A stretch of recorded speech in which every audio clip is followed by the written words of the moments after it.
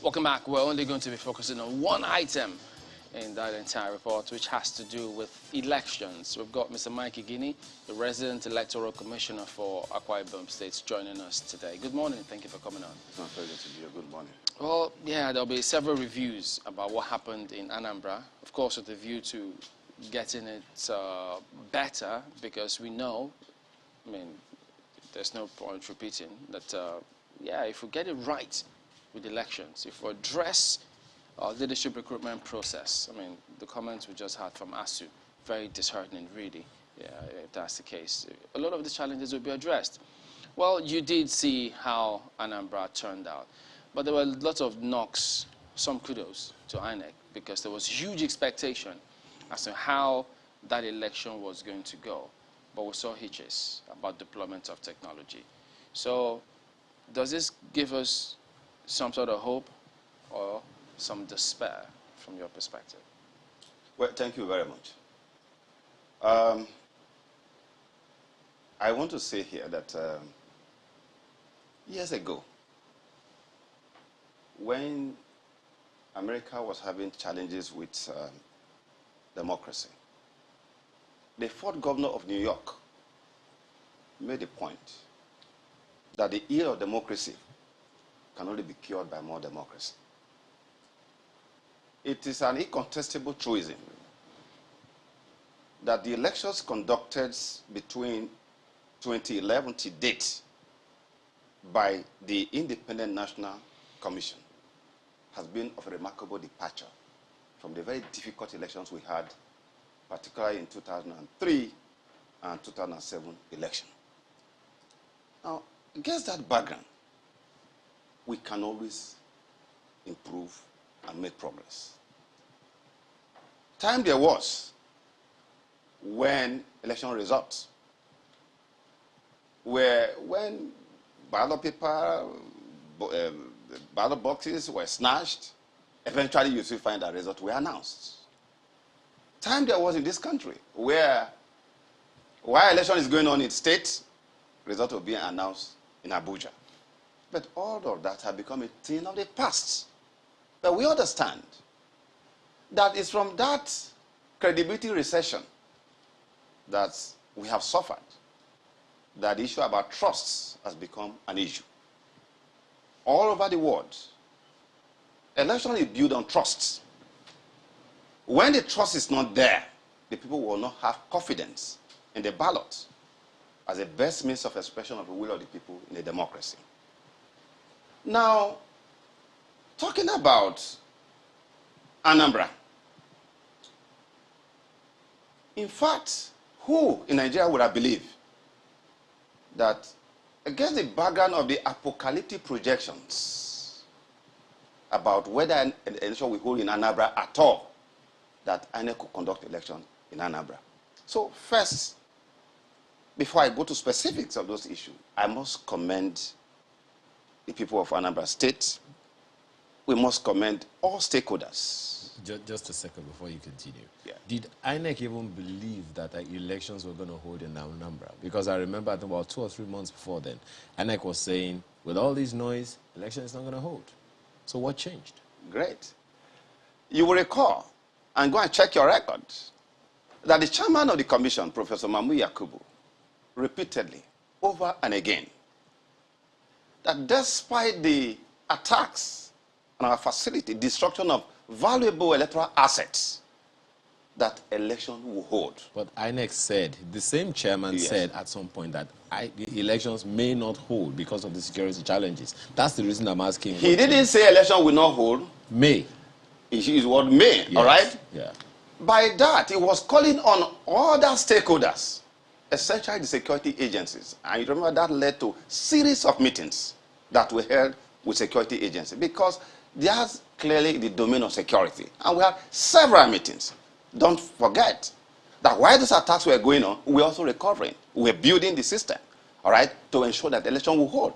Because if that election did not hold, it would have sent a wrong signal to the entire world that on account of level of insecurity in our country, it has got to a level where we can no longer hold an election. And that's why we must commend the security agencies for standing in to ensure that we're able to conduct, particularly the people of Anambra State and all other stakeholders, the traditional rulers, and everybody for making it work, including the media, because even though that's their job, you that's were why we put always them there. there. Yeah, of course, it's their job. And so we're able to conduct that election. Now, very quickly on the issue about challenges. First, all over the world, we don't have perfect elections. But nobody should hide under that not to do the good job.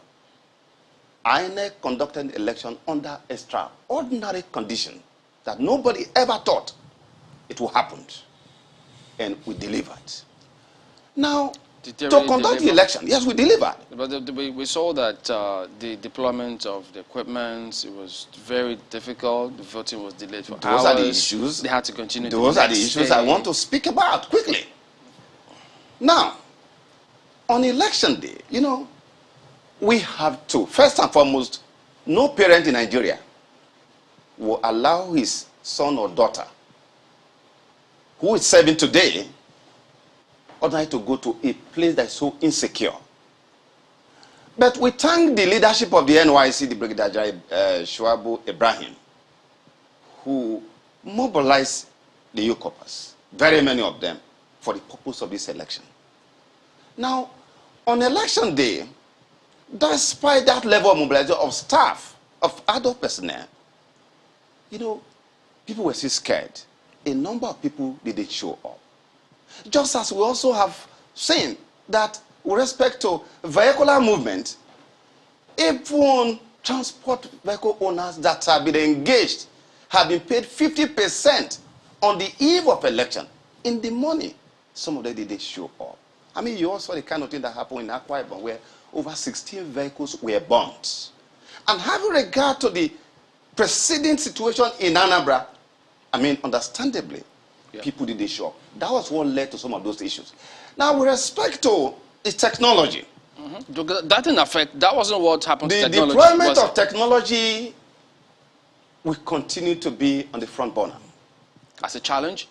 Not as a challenge, because many people didn't recognize the fact that what happened in Anambra, irrespective of the unintended glitches that you observe, perhaps on account of the fact that, for instance, in a number of polling units, where people who had been trained previously could not show up, we have to do a retraining for other people immediately, those who were available. We have to reduce, the commission have to reduce the number that ordinarily would be in one polling unit, you know, so that we can take to other areas. Those who are supposed to do what we call, you know, auxiliary job, were now also trained to ensure that they were able to. So a number of them were not very familiar with that the bimodal system. I hear that, Mr. Igini, but yes, INEC usually tells us when we ask them these questions, because we happen the entire conduct, politicians, we give them a lot of knocks where necessary, and we expect that the list of our problems or challenges will be INEC. And now, they always say that, look, when you ask questions about what happens to this if this doesn't work, say we have backup. Our ICT people, they are on ground. They will make sure these things happen. And then on that particular day, the whole thing just goes all right. No, Chamberlain, you see, when the dust of all this have eventually settled, as we have come to see, and I give you a few statistics here, to show that despite the challenges you are talking about, and I've just told you, it has to do with adult personnel. They didn't show up on the day of election.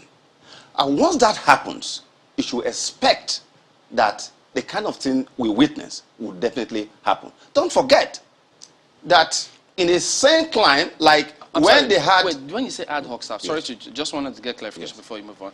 Because you spoke about ad hoc staff being and I'm talking about the NYC. They didn't show up. A number of them didn't show up. A number of them didn't show up on that day. They were scared. And you all know the situation in Anambra State. That was the only problem. Because if you remember on the 11th of September, in Delta State, the beavers was used, and it was 97% success recorded. All right?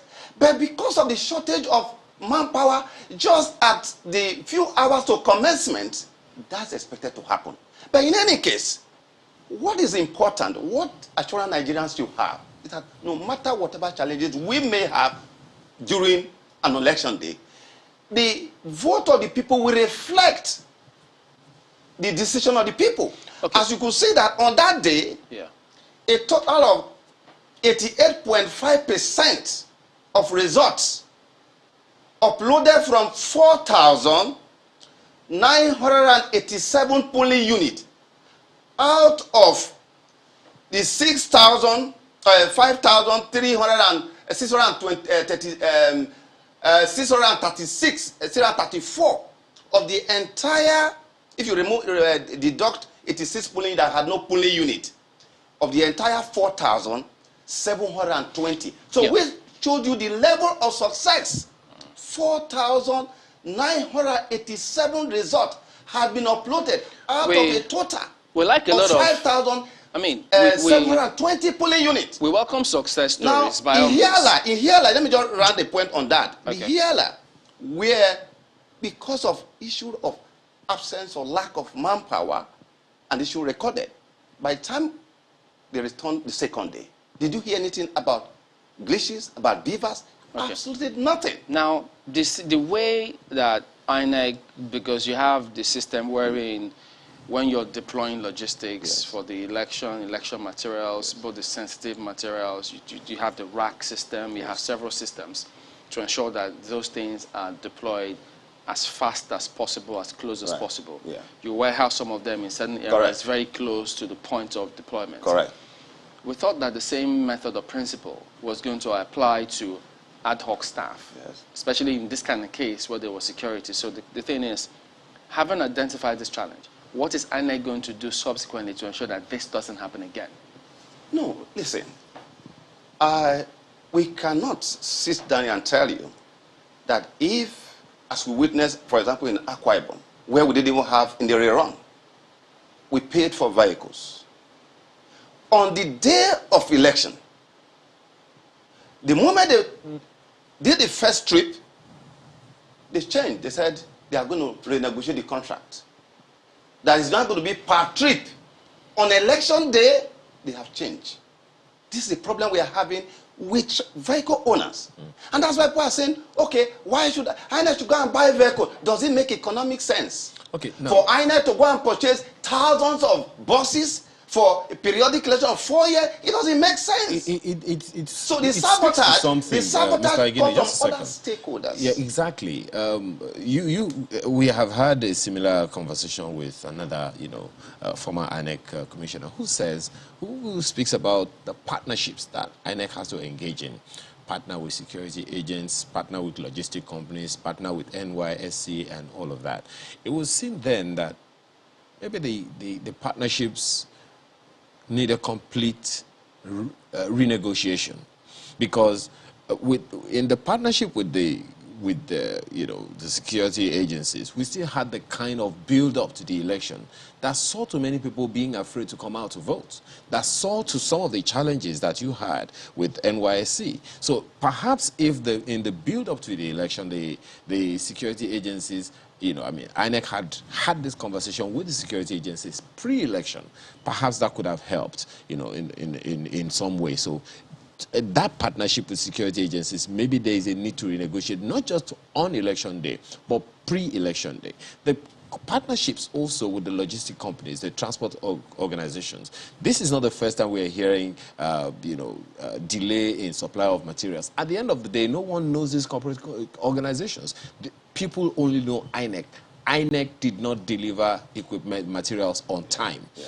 So that conversation also needs to be had. Then what kind of partnership also is being asked, being agreed with the NYSC to ensure that the kind of situation we had on our hands, we don't have them again. It's all about these partnerships, and you've spoken to them, but it would seem like the partnerships have some form of K-leg. No. You see, the Anambra situation cannot be used to judge future situations. Most certainly, because that is just one state. Yes. When we have, just a second, okay. If we're going to have a general election, the situation, the problem is going to be much bigger. Are you assuming that we are going to have insecurity in all states? Because the problem with Anambra is essentially because of the security situation. Many That's people what always led to opine. that Many people always opine, Mr. Igini, that in the build-up to every election we have had,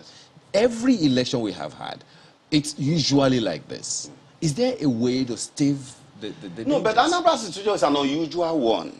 Because before this election, there have been killings going on in Anambra State. There have been killings. In fact, like I said, who would have thought that election could be conducted in that state? And that's why I commend, even those who didn't come, we don't really have to blame them. Because of an unusual situation, it is our hope that going forward, as we are going for 2023, that the key issue that will define a peaceful pre-election period, such as issue about party primaries, the choice of candidate, that we're able to deal with the current conversation that is ongoing, because the nature of what happened before election and how candidate emerge from political party will define whether there will be violence leading to that election. Because in any election where the candidates emerge peacefully from their processes and all that, it will define the kind of atmosphere you will see before that election. So Anambra is an unusual situation,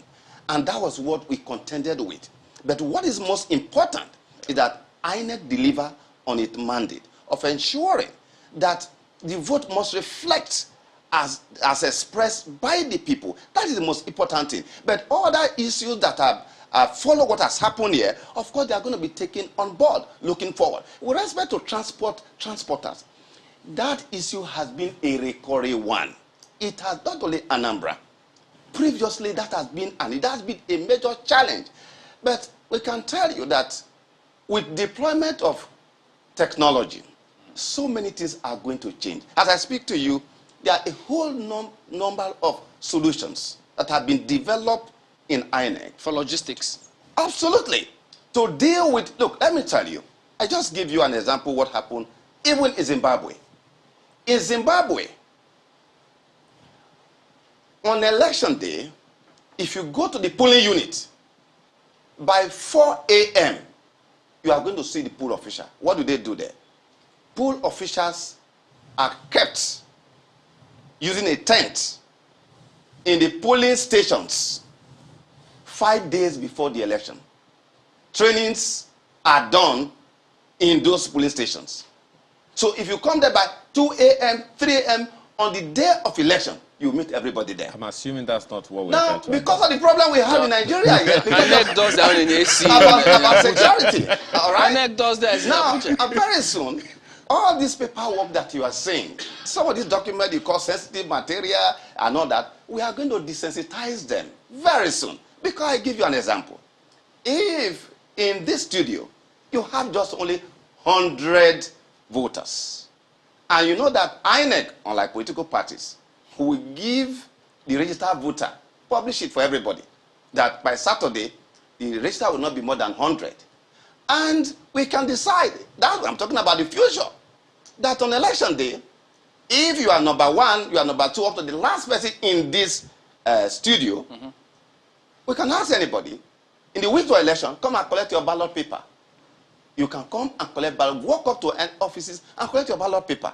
So when you collect your ballot paper, sounds good. When you come on the polling unit, it is only when you come on the day of election that it had been stamped with the stamp of INEC on that day, and you make your choice, put it in the ballot box, that it becomes sensitive. Igini, so currently, don't wet the the appetite. laws... Don't wet the appetite. No, I'm telling you. Does the law permit that? Is this future 2023? Which future is this? This is not... look, I'm telling you that as I speak to you, Nigerians should be very assured, be hopeful that the leadership process, we know that everything rides and falls with leadership, that with respect to the Independent National Electoral Commission, that we have the current leadership who have now further consolidated on so many solutions to deal with historical challenges of election service delivery in our country. Such as? That we are doing everything, such as, of course, today, if you look at all the innovation we have put in place, look at the beavers. The beavers is the latest electoral sheriff in town. In fact, it will be described as a vaccine to deal with election rigging and manipulation in our Don't country. forget one of the part Now, of the issues. Just a second, Mr. Yes. Igini, that the number of people have raised about beavers Yes. is, you know, the glitches that happen from time to time. I know you're going to say that INEC will readily deal with it, but it is only one state.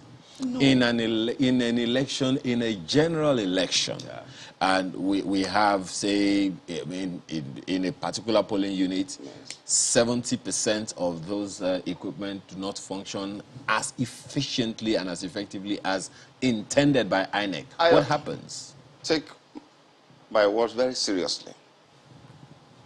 That what you are talking about beavers, is not correct. That the glitches you have explained to you, so that we don't dwell more on that. You are going to see more elections. I just told you on this 11th of September, a few months ago, in data, 97%. And that's what we are going to see. So what's the percentage of success in Anambra? I just told you that even on the day when there was hoopla about what happened, by that evening, we have recorded 88.5% uploaded result. Would you be looking at the result that have been uploaded out of 5,987 polling units? Okay. Those Out results, 5,720. it was good to see that. that. Wonderful. It was good to see that those results actually Reflect reflected the will of that's the most important thing. Even though some persons will go to court, but we'll come to that later. But, you know, at the moment now, that big debate as to where should it be direct primaries or indirect primaries, and then they're even making the case for INEC. Say INEC does not have capacity to monitor this. Where would the funds come from?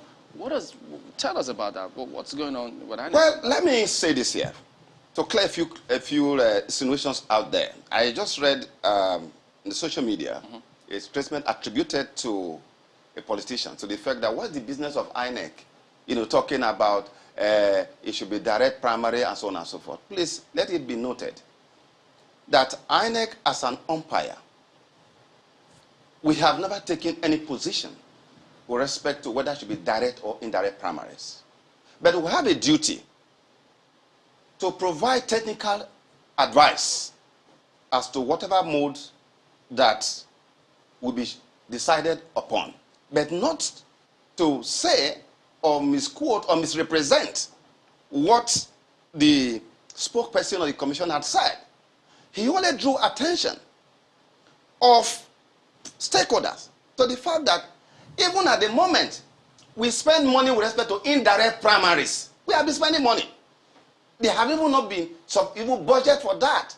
But that is done within INEC struggling to deal with that. And that with direct primaries, what to require is that we are going to have additional personnel, and that also has some measure of a budgetary implication. That is all. We say this because an umpire cannot come into the arena of the kind of debate that is going on right now. What I see going on is an echo chambers. People agreeing with those that they have agreed with on the issue about whether direct or indirect.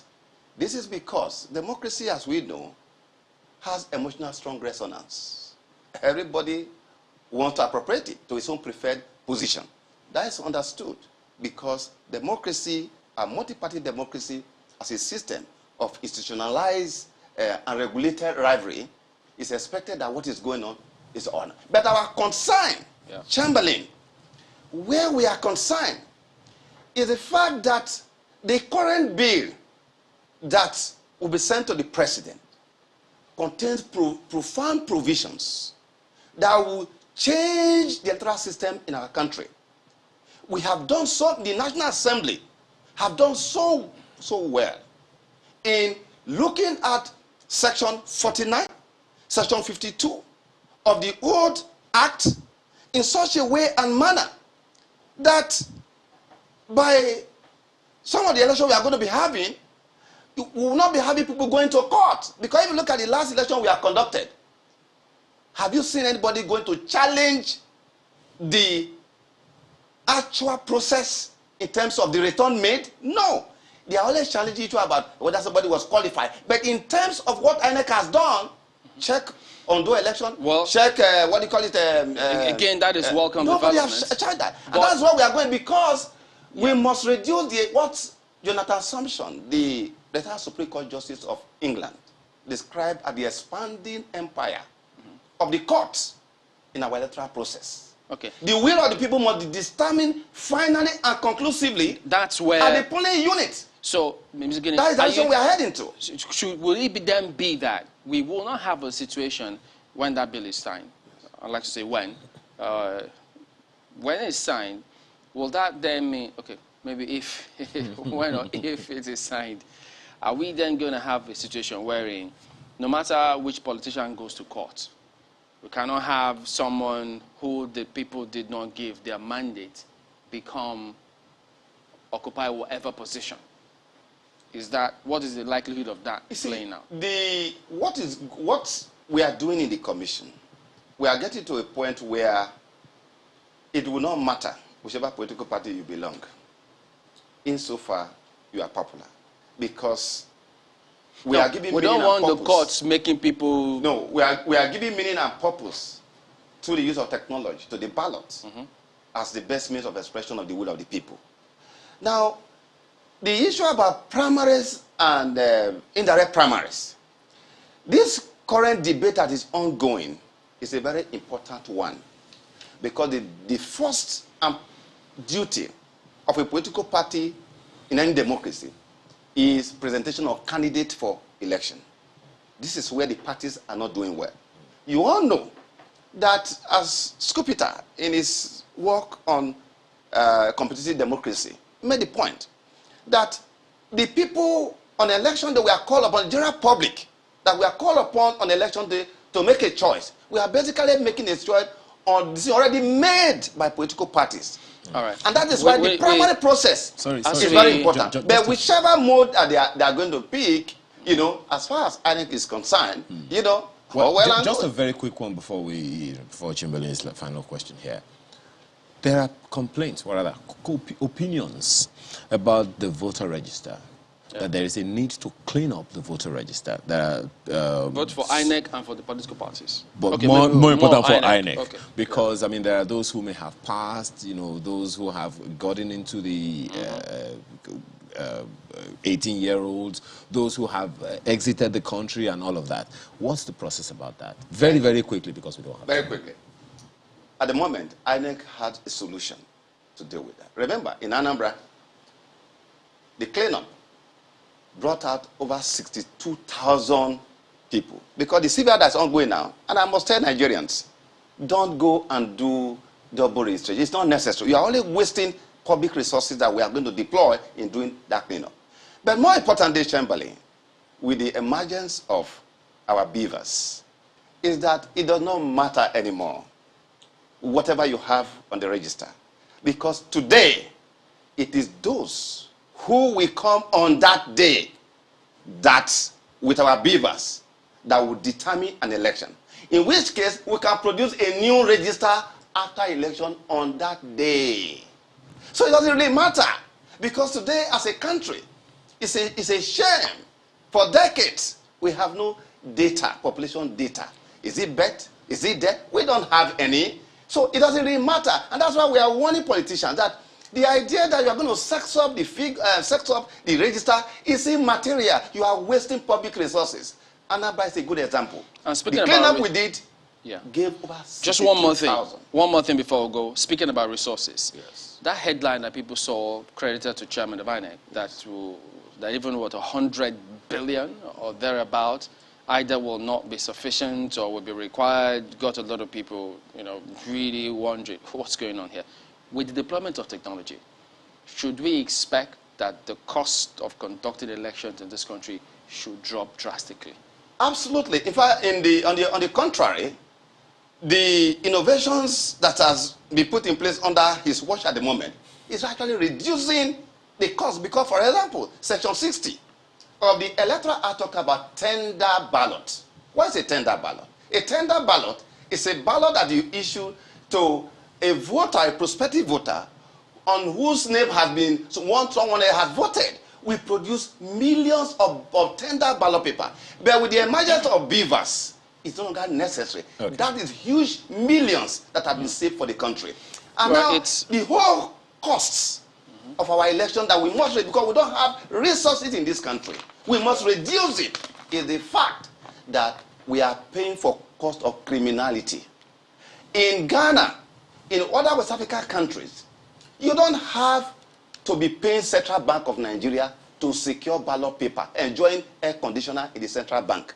In Ghana, in Zimbabwe, in other countries, on the day of election, you don't require security. We have to pay security, to escort ordinary paper, because a politician, no matter how boastful he is about the fact that he is on ground, if you left him in a room, he will help himself with a ballot paper. That is the cost that we are paying. All right. The cost of corruption of political class of the country. And that is why we must not be in autarky of how it has been done elsewhere. All right, it's good to deal with people who undermine the sanctity and the legitimacy of our electoral process, so that we must begin to have confidence in it, so that even investors can look at the outcome of our election. All right, Mr. Igini, we need to end decisions. on a good note.